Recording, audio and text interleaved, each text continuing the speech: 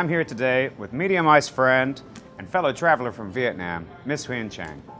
Now, Ms. Trang is a real trailblazer from Vietnam. She's the founder of Fifth Sense Eye Clinic. She's also the founder of Martian Optical Stores.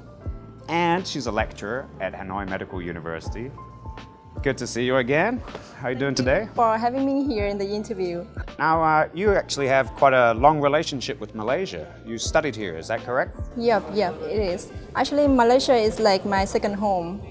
And this was the place where I nurtured my dream of becoming optometrist who can influence and inspire the young generation in Vietnam to pursue this path. So, yeah. So when you were studying in Malaysia, Mr. Woon Pak Song, who we caught up with before, he was the clinical supervisor of the course? Yeah, he is. And actually, he is one of my idols in Malaysia. And I was impressed right at the first time when I went to his eye clinic, Vision Space, for my posting. And everything there was so amazing. From the setting, optometry setting is so neat, so sufficient. And the facility there is kid-friendly. It's so thoughtful in the way how he thinks of a way to build up this clinic, and also how he treats his patients as well. I take it then you learned a lot from him and you've put that into practice in your own clinic in Hanoi as well? Yeah, sure, because after that time, it drove me to a decision. Either I work for him forever or I bring this clinical model back to Vietnam and apply there. And that's how I started my Fifth Sense Eye Center. So that brings me on to my next question. I'd like to ask you a little bit about how do you see the future for young optometrists in Southeast Asia, and particularly from less developed countries such as Myanmar, Cambodia, Vietnam to a lesser extent? What's some of the things that young optometrists need to do in order to promote that? Yeah, so very interesting question. So I think that optometry is a profession that is very promising in Southeast Asia and also in Vietnam, and also challenging. So of course we will need pioneers in this field, and we need to learn from the old generation, like a Malaysian model.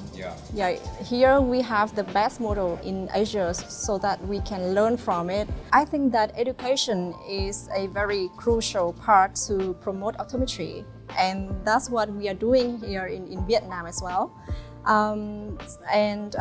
Through education, we not only teach the student the profession itself, but also inspire them to do something good for the community, to improve the eye care service in the community. And also we can share the burden on optometrists and nurses' shoulders, because they've been doing a great job, such a great effort to load all the workload from like 100 years ago. Yeah, they've done everything by themselves, and now we are here to help them. And yeah, especially in places like Vietnam where, okay, if you're in one of the bigger cities, you can find that specialist care or treatment. But if you're from somewhere further away, it can be very difficult to meet a specialist and get the proper treatment you need. So yeah, what you're doing in training more optometrists means there's going to be more people out there that can get to more places and help more people. Sure. And in fact, we got a lot of students coming to Hanoi and Ho Chi Minh City from all over the place. Oh, really? Yeah, from all the provinces. And then they return back to their hometown to practice optometry. And also, another part of optometry is public health.